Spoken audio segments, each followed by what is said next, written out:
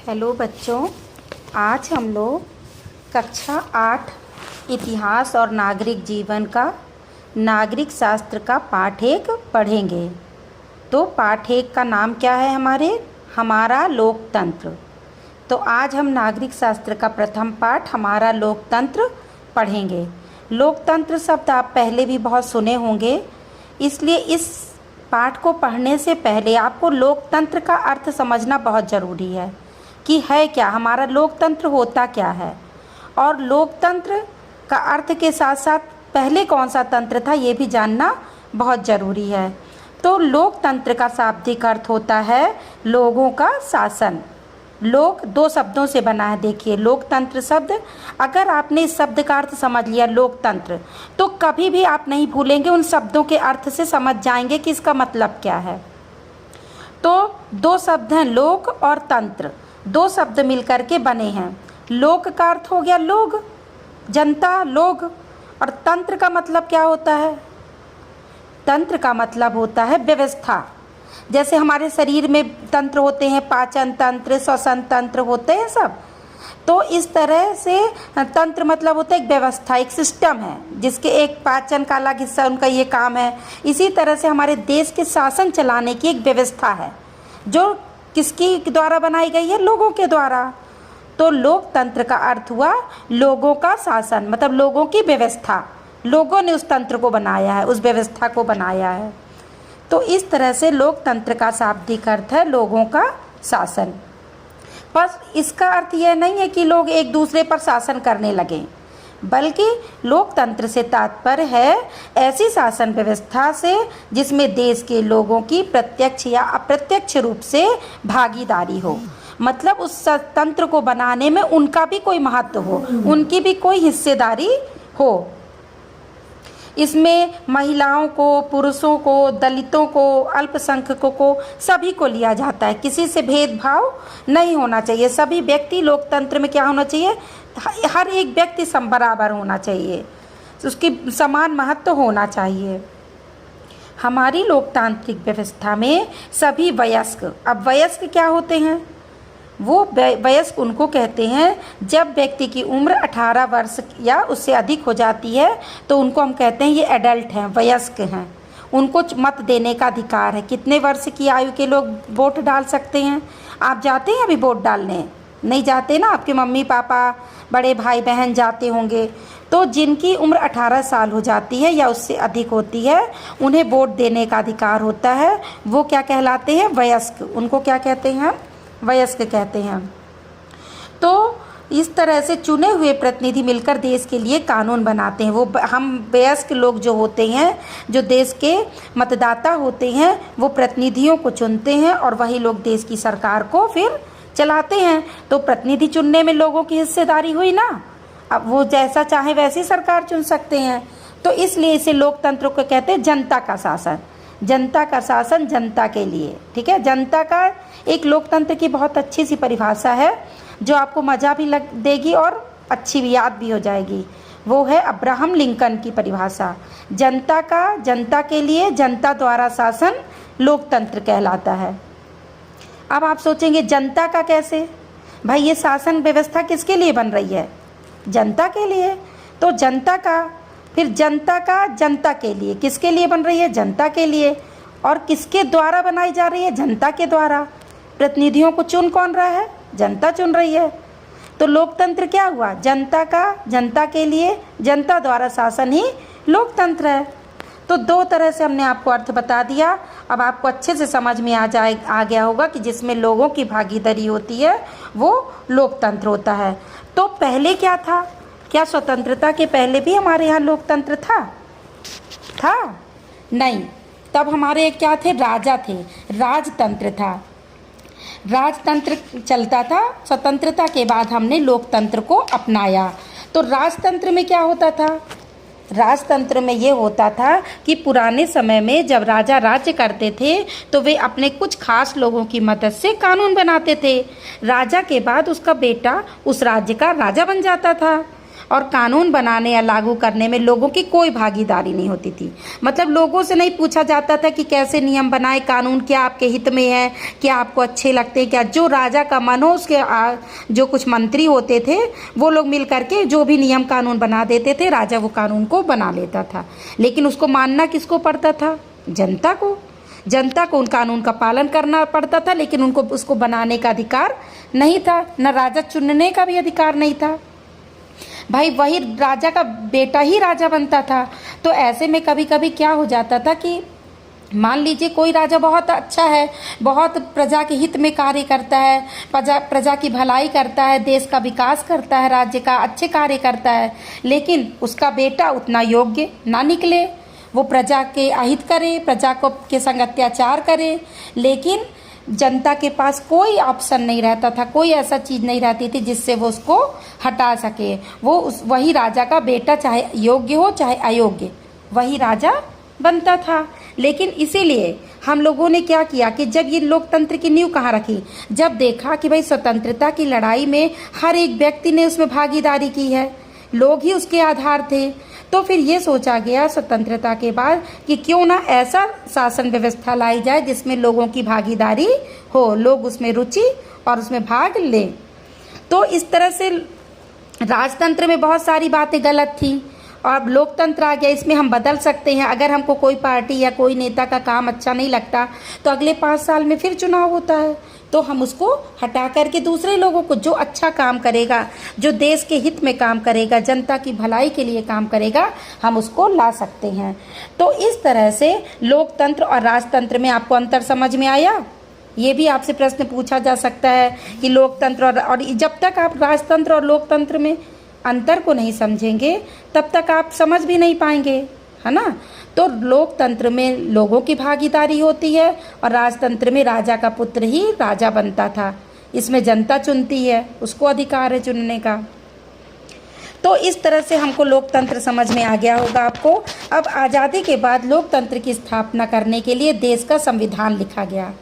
अब ये संविधान क्या है ये भी आपको जानना जरूरी है।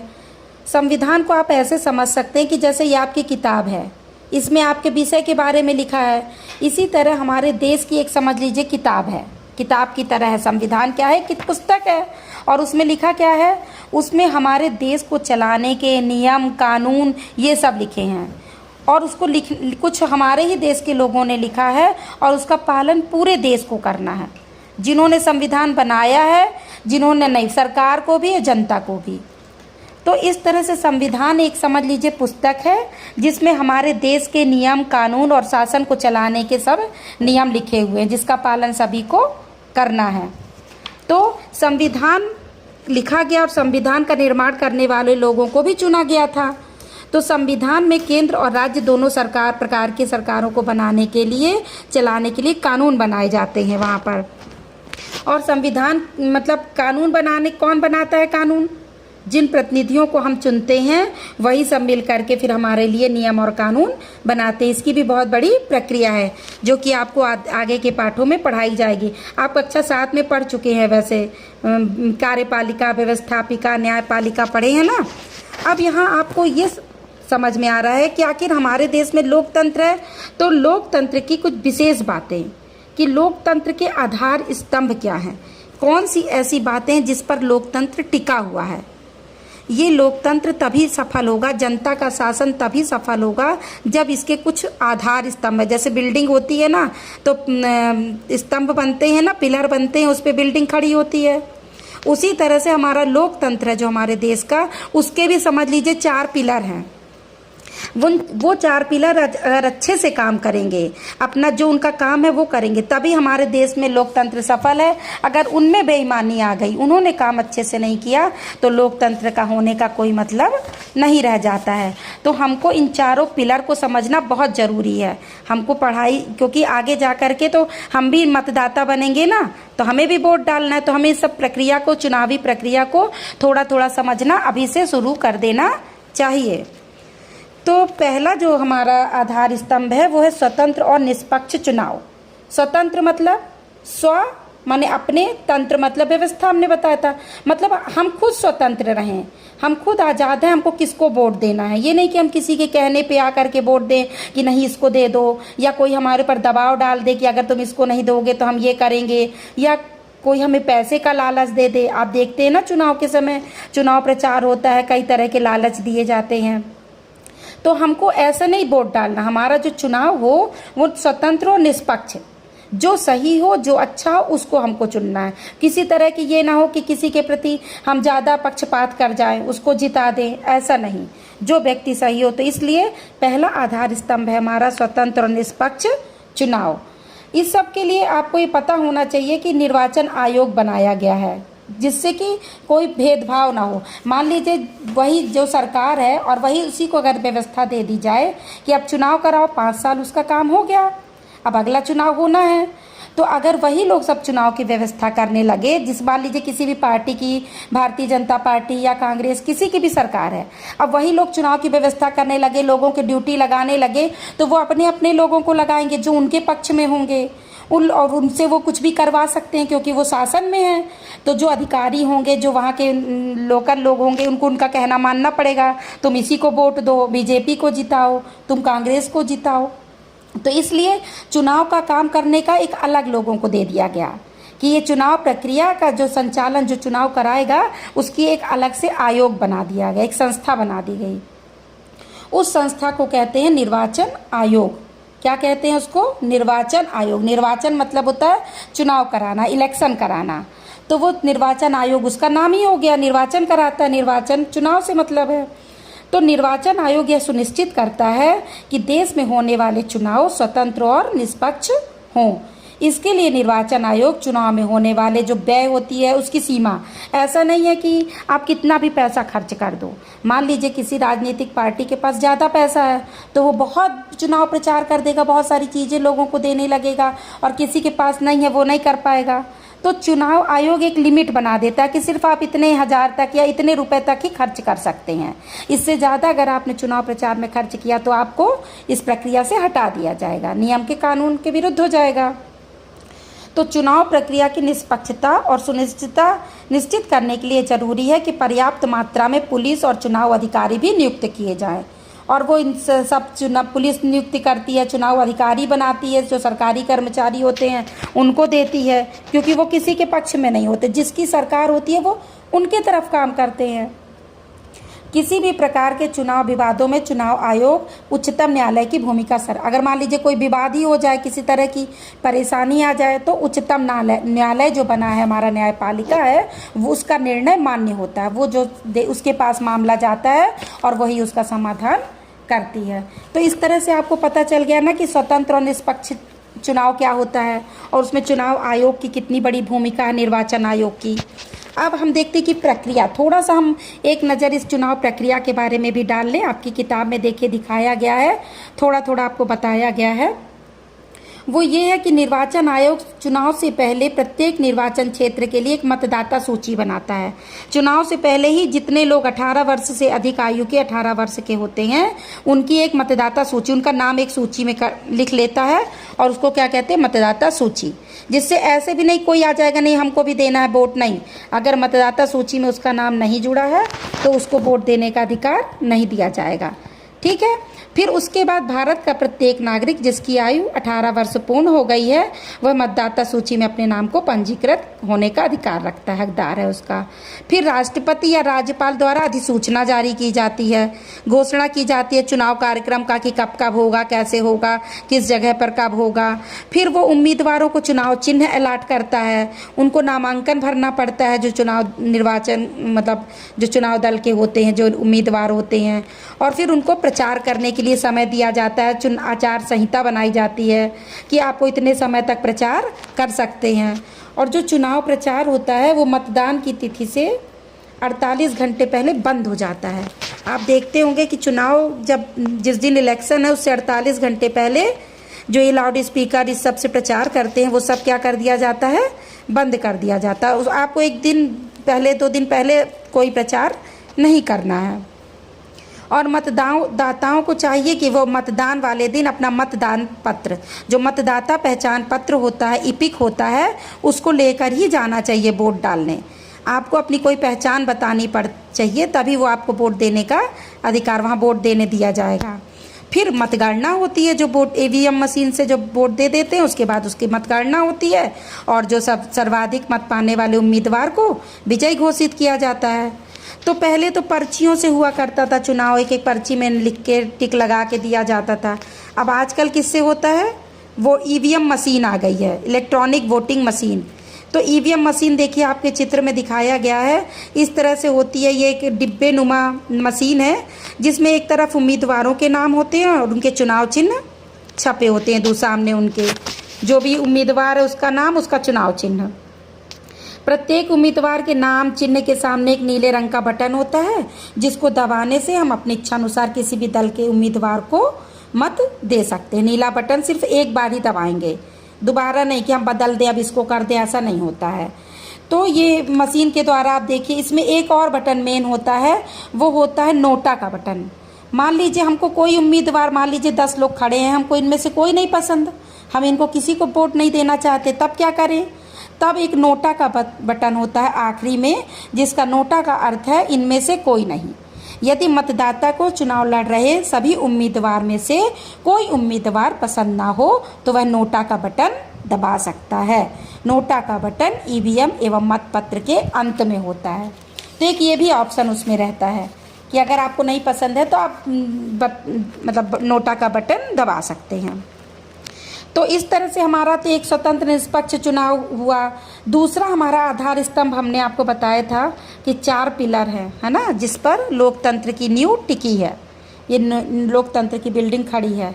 तो एक तो हो गया स्वतंत्र और निष्पक्ष चुनाव, दूसरा है मौलिक अधिकार, जो संविधान के द्वारा नागरिकों को मौलिक अधिकार दिए गए हैं उनकी रक्षा करना, वो भी हमारे लोकतंत्र का मेन हिस्सा। अगर मौलिक अधिकार ही नहीं है, मतलब उसमें क्या होता है, स्वतंत्रता रहती है, राजनीतिक, सामाजिक, आर्थिक, धार्मिक, आपको हर तरह की स्वतंत्रताएं प्रदान की जाती हैं।